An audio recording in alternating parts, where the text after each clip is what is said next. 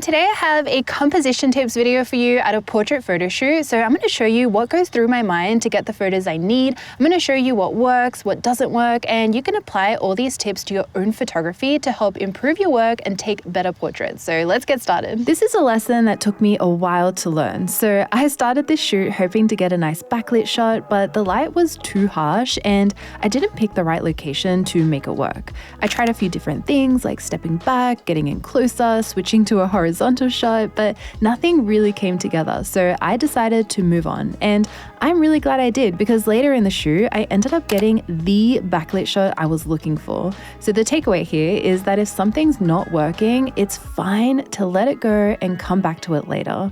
When I was starting out in photography, I used to feel like I had to make a location work no matter what, but sometimes it's better to just save your time and energy and move on. I'll show you a side-by-side comparison of the two shots later in the video so you can see the difference. That looks so nice.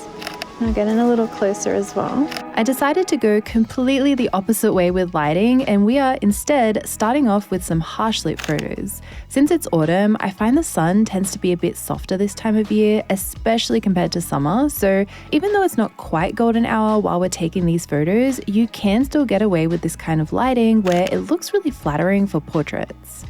Even though this video is not about the gear, I do want to share that during this photo shoot, I'm using the Sony 90mm f2.8 macro lens on the Sony A7IV. I'm cropping this one around like here-ish, so you can do quite wide movements. You can like twist and stretch your arms out. Because I'm using a macro lens, you will notice that I am getting some extreme tight shots here and there since I am able to get so close up to my subject. Did you want to do a shot if you kind of like bring your hands up to your... So I can't even look, it's so bright. In this next spot, I'm using one of my go-to backlight techniques, which is finding a sunny spot with a dark background.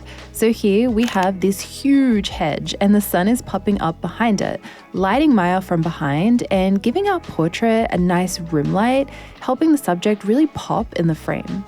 It also works especially well because she's wearing light colored clothing. You'll notice the light is mainly hitting her hair and shoulders, so the brightness of her outfit helps keep the overall image really balanced. If she was wearing something darker like a black jumper, she'd blend into the background too much and the photo wouldn't have the same impact. So far, I've been taking environmental portraits in this location where you can see more of the background, but in this kind of lighting, I also love getting tighter headshots. With a wide aperture like f2.8 and that high contrast between the light and shadow, the background almost starts to feel like a textured studio backdrop, and this really helps draw your eye to the subject and create a really clean and polished portrait. With these next few photos, I want to show you how you can use a single location to capture a variety of shots to create a nice story of images. And you can do all of this with just the lighting and angles you're shooting with. This is really handy when you don't have a lot of space in your location to work with, but you still need to produce a variety of photos. So first, I asked Maya to step back closer to the hedge and out of the sunlight. So now we're shooting completely in the shade. Because the light is more even, you can see the background clearly and it has more texture. So compared to the previous shot, these photos now have more context and detail, which makes the images more interesting as it gives your eyes more to look at in the frame. I also wanted to add more depth to the background. I've got a little bit of bokeh there in the background.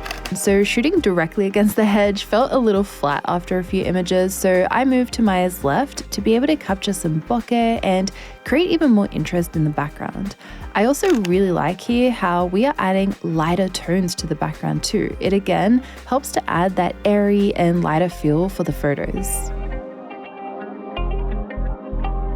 Could you stand just here, please? I'm gonna get quite a wide shot so we can get a little bit of that. Shoot from down here. That's so pretty. So there's quite a lot of space around you. You could even kind of like stretch or rest your hands on your head. So now we are taking my favorite photos of this entire shoot.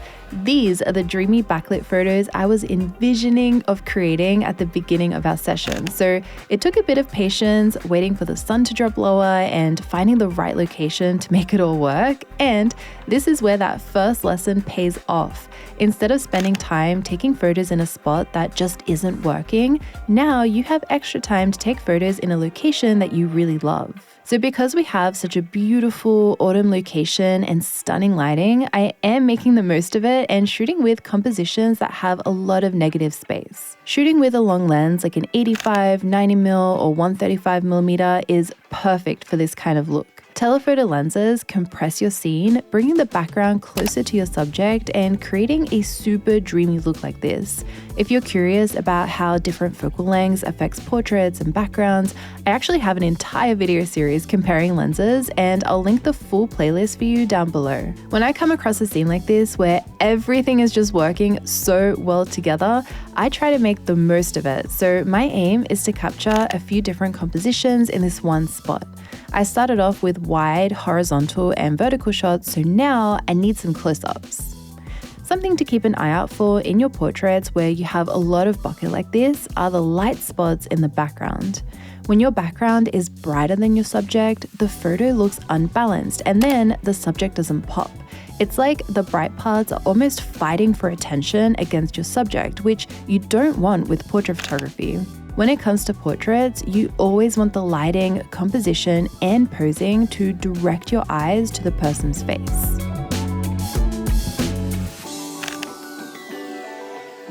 So here is a collection of all the compositions I captured in this beautiful spot. I got a nice mixture and even managed to get some extreme close-ups, again, just to make the most of the fact that I'm using a macro lens today, which is always fun.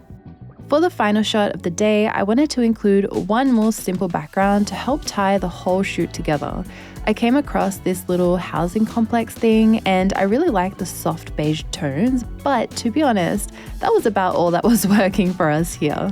The lighting is super flat in this spot. It's not doing anything to help our subject stand out, and it's not doing anything to make the background look interesting. Overall, I feel like these shots are simultaneously too busy and also have nothing going on at the same time. If you ever find yourself in a similar situation, a good trick is to simplify. You can do this by breaking the location down, so looking for a simpler spot to shoot against or finding better light.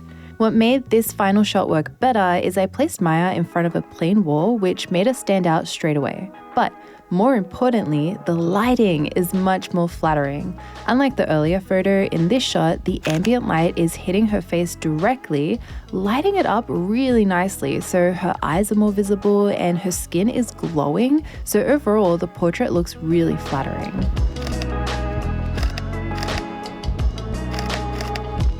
Also, bonus tip, when you come across a random cat, you have to take its portrait.